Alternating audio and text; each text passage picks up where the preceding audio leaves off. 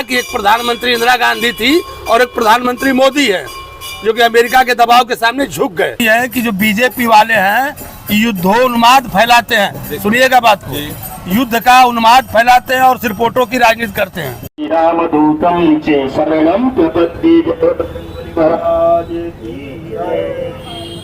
श्री गुरु चरण सरोवर जो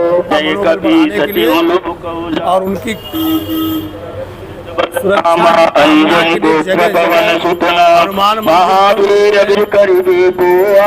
प्रभु चरित्र सुन बेको रसिया राम लखन सीता बनवसिया सूक्ष्म रूप धरि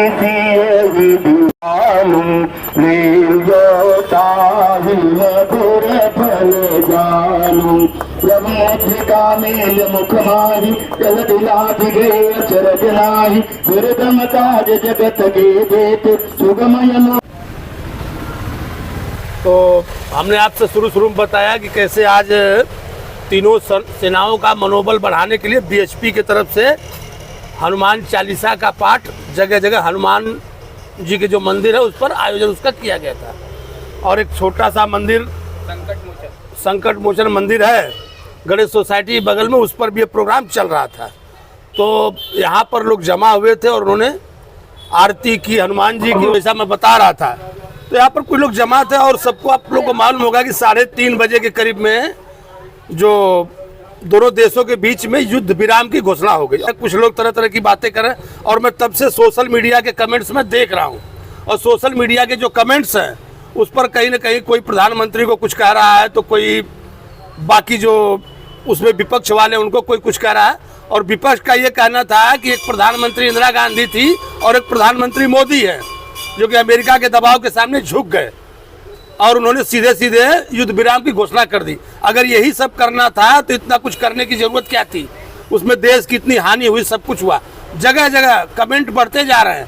तो आप उसको किस तरह से लेते हैं? अगर कोई देश अपने पे हमला करता है तो उसका ईंट का जवाब पत्थर से देना जरूरी था, तो करना है। जितना तीनों सशक्त बल को लगा कि जो उपयुक्त कार्रवाई करनी चाहिए थी वो उन्होंने किया है।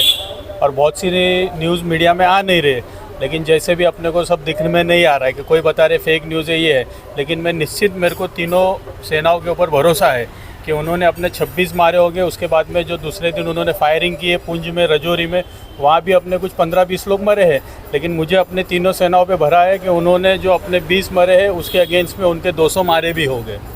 देखिए, आपका बिल्कुल कहना से लोगों का क्या करना था मैं बता रहा, जो ट्रोल हो रहा है जगह जगह चल रहा है कि प्रधानमंत्री मोदी अमेरिका के दबाव में झुक गए। कोई किसी के दबाव में नहीं झुका है। देश हित में जो उचित कार्रवाई की जानी चाहिए थी उन्होंने की है। अगर उनको लगता था तीनों सशक्त सेना बल को कि भाई और युद्ध लड़ना चाहिए था, उनको लगा कि उन्होंने उनको पाकिस्तान को घुटनों के बल ला दिया करके दिया है, और वो वैसे भी वो कंगाल था। उन्होंने जो अपने नियत थे जो 26 लोग की हत्या की थी उनके अगेंस्ट में अपने को उनको दिखाना था। बाकी पाकिस्तान की मीडिया सब बहुत सारी चीज़ें दिखा नहीं रही है, जितना अपन सोच रहे उससे ज़्यादा उनको हानि पहुँची है। देखिए, बात हानि पहुँचने की थी। लोगों का कहना था कि जैसे आज आपने सुना होगा इन सवालों को, जगह जगह से चर्चाएं हो रही थी, लोग कुछ ज़्यादा अपेक्षा कर रहे थे सरकार से। अब की बार लोग का कहना था कि जो पीओके है ऐसा मौका है हाथ में, अभी नहीं तो कभी नहीं। उस पर क्या कहेंगे आप? देखिए सर, उस पर तो हम लोग कुछ नहीं कहेंगे ज़्यादा। अगर पाकिस्तान अपने दायरे में रहता है, ये विराम युद्ध जो हुआ है, युद्ध विराम इसलिए हुआ है कि मोदी जी ने जो भी फैसला लिया है अमेरिका के दबाव में नहीं लिया है। अमेरिका इसलिए विराम इसलिए करवाया है कि युद्ध में ज़्यादा हानि क्षतिग्रस्त ना हो। ठीक है, अगर पाकिस्तान अपना जो दायरे में रहता है, दायरे में नहीं रहता है तो फिर युद्ध होगा। अब की बार पाकिस्तान का खात्मा भी हो सकता है, होने वाला था, लेकिन युद्ध को विराम दे दिया गया। इसलिए दिया गया कि ताकि अपने देखो उसमें अभी मैं बोलूं या ना बोलूं, हर चीज़ में हानि था। अपने व्यापार में, धंधे में, अपना व्यापार पे असर पड़ने लगा था इस चीज़ का, युद्ध से। ठीक है, देखिए, युद्ध तो कभी भी अच्छी चीज़ नहीं है जी।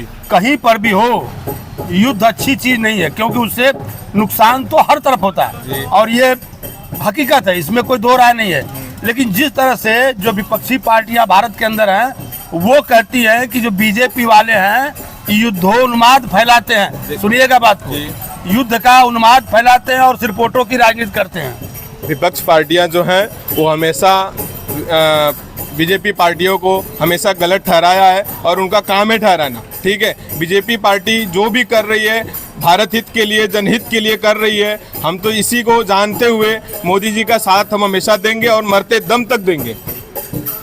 आपने देखा होगा, लोगों ने बताया कैसे कैसे क्या बात है, और मैं वही पूछ रहा हूँ। मेरा जो पूछने का मतलब सिर्फ मैं देख रहा हूँ कि कैसे ट्रोल हो रहा है, जगह जगह एक्स पर पोस्ट आ रहे हैं, बाकी फेसबुक पर पोस्ट है, जगह जगह सोशल मीडिया पे ये पूरी खबर छाई हुई है कि आखिर जब इतना कुछ करना था तो आखिर आतंकवादी तो पहले भी हमले हुए थे और उनकी आदत है, पाकिस्तान बाज नहीं आने वाला है, क्योंकि वहाँ पर जैसे उनका एक जो आतंकवादी अड्डा था उड़ा दिया गया, फिर दूसरा बन जाएगा, तो फिर क्या करेंगे उसके लिए? देखिए, हर एक चीज़ का कॉन्सिक्वेंस होता है, गवर्नमेंट के ऊपर भी प्रेशराइज होता है, क्योंकि वर्ल्ड लेवल पे उन्हें इकोनॉमिकली स्ट्रांग दिखना होता है। ठीक है, तो हर जैसे हमारे नरेंद्र मोदी जी हैं, उन्होंने भी बहुत कुछ बारीकी में सोचा होगा कि वर्ल्ड लेवल पे हमारा क्या इम्पैक्ट पड़ेगा। ठीक है, तो एक तरीके से शायद उन्होंने उनको मौका दिया है कि अभी भी आपके पास समय है, जैसे आपकी स्थिति है उस हिसाब से आप लोग अभी भी सुधर जाइए, क्योंकि अगर आप लोगों का बल थल उतना नहीं अच्छा है तो आप